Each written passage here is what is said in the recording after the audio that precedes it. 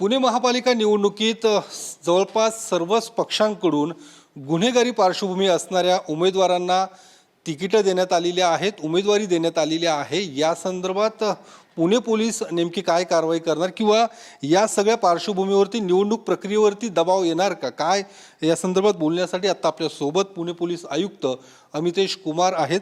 Sir, आपण जर बघितलं तर बऱ्याच पक्षांकडून गुन्हेगारी पार्श्वभूमीच्या उमेदवारांना तिकीटं देण्यात आलेली आहे। या सगळ्या पार्श्वभूमीवर काही दबाव येऊ शकतो अशी देखील चर्चा आहे। इलेक्शनमध्ये तिकीट कोणाला, उमेदवारी कोणाला भेटलेले आहे त्याबद्दल काही आम्हाला टिप्पणी करणे योग्य नाही, संयुक्तिक नाही। परंतु एक गोष्ट नक्की आहे की आमच्यावर, पोलीस दलांवर जबाबदारी निवडणूकचे काळात कोणताही दबाव तंत्राचे, कोणताही मसल पॉवरचे, कोणताही मनी पॉवरचे वापर न होता फ्री अँड फेअर इलेक्शन्स व्हायला पाहिजे। आणि त्या दृष्टिकोनातून पोलीस दल पूर्णपणे प्रयत्नशील आहे, युद्ध पातळीवर त्याबद्दल कारवाई सुरू आहे। जे क्रिमिनल एलिमेंट्स इलेक्शनमध्ये उभे आहे किंवा जे क्रिमिनल एलिमेंट्स यांचे प्रत्यक्ष अप्रत्यक्ष सहभाग किंवा दबाव किंवा वापर होण्याची शक्यता आम्हाला वाटते, त्याचे सगळ्यांची यादी तयार करण्यात आलेली आहे। भरपूर प्रमाणे प्रतिबंधक कारवाई करण्यात आलेली आहे। सगळ्यांचे हालचालीवर बारकाईने लक्ष आहे। काही क्रिमिनल जे आहे आणि ते बाहेर गावातून फोन करून काही लोकांना, मतदाताला दबावाचे वापर करण्याचे प्रयत्न करत होते, त्यांना पण आणून योग्य पद्धतीने समजावून सांगण्यात आलेली आहे। हे निवडणूक काळात कोणताही प्रकारचे क्रिमिनॅलिटी किंवा मसल पॉवरचे वापर होऊ देणार नाही, यासाठी पूर्णपणे आम्ही सुसज्ज आहे।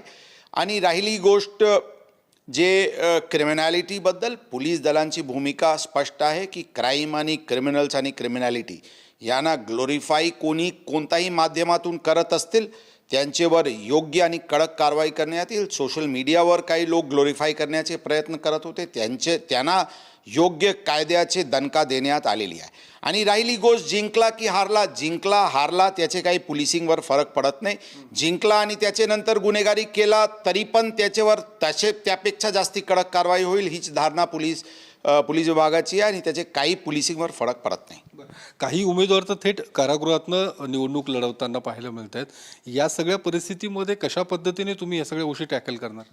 काही उमेदवार आहे जे जेलमध्ये आहे, काही अशा प्रकारचे काही लोकांनी सांगण्याचे प्रयत्न केला की कुटुंबाचे सदस्य आहे म्हणून त्यांना आतमध्ये ठेवता येत नाही। आम्ही स्पष्ट सांगतो, ज्यांना अटक केलेले आहे त्यांच्या विरुद्ध भक्कम पुरावा आहे। कुटुंबाचे सदस्य एक गोष्टी आहे, आम्ही कोई कुटुंबाचे सदस्य पुरावाशिवाय किंवा इन्व्हॉल्वमेंट शिवाय अटक करत नाही। या प्रकरणात कुटुंबाचे सदस्य आहे, त्याचे प्रत्यक्ष सहभाग कॉन्स्पिरसी या क्रिमिनल ॲक्टमध्ये दिसून आला होता म्हणून त्यांना अटक करण्यात आलेली आहे। त्याचे कोएक्यूजचे कन्फेशन स्टेटमेंट आमच्याकडे आहे, CCTV फुटेजेस ज्यामध्ये ते मुख्य आरोपीसोबत फिरत आहे, ते सगळे पुरावा अनुषंगाने त्यांना अटक करण्यात आलेली आहे। आणि त्याचे क्रिमिनॅलिटीचे इम्पॅक्ट वोटर्सवर होईल अशा कोणताही परिस्थिती होऊ देणार नाही। पोलीस दल, लोकल स्थानिक पोलीसचे टीम, झोनल पोलीसचे टीम आणि क्राईम ब्रांचचे विशेष पथक अशा प्रकारचे क्रिमिनल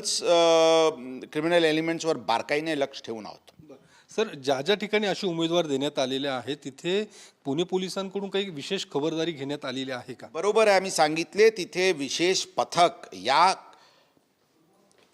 कॅन्डिडेट्सवर किंवा जे जेलमध्ये असतील त्यांचे सपोर्टर्सवर, त्यांचे हालचालीवर, त्याचे सोशल मीडिया पोस्टवर, त्याचे एक हालचालीवर आमचे लक्ष आहे। काही एक सपोर्टरनी क्रिमिनॅलिटी ग्लोरीफाय करण्याच्या दृष्टिकोनातून काहीतरी आपत्तीजनक पोस्ट शहराचे बाहेरून त्यांनी टाकला होता, त्यांना काल आणण्यात आलेले आहे आणि योग्य त्यांचे मन परिवर्तन करण्यात आलेली आहे।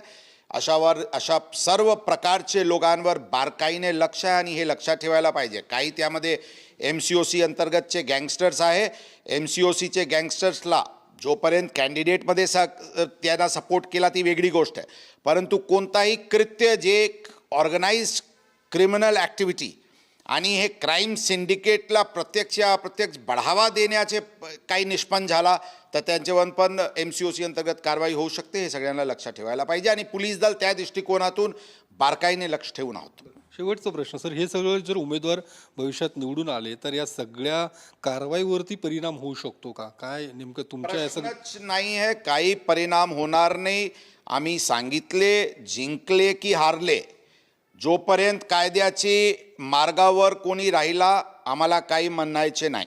ज्यावेळी कायद्याचे चौकटीत बाहेर गेला किंवा काही बेकायदेशीर कृत्य केला त्यांच्यावर कारवाई तितकेच दणकेनी होईल आणि कायद्या रूल ऑफ लॉ प्रिवेल होईल आणि जे कोणी क्रिमिनॅलिटी केला त्यांच्यावर कारवाई तसेच होणार आहे.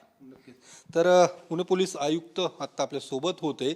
जरी काही राजकीय पक्षांनी अशा गुन्हेगार पार्श्वभूमी असणाऱ्या उमेदवारांना उमेदवारी दिली असली तरी देखील पुणे पोलिसांवरती किंवा कायदेशीर दृष्टिकोनातून कुठलाही दबाव येणार नाही.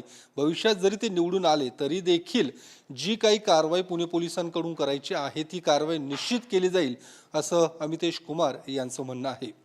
कॅमेरामन अभिजित पिसेसह मी योगेश बोरसे, TV9 मराठी, पुणे.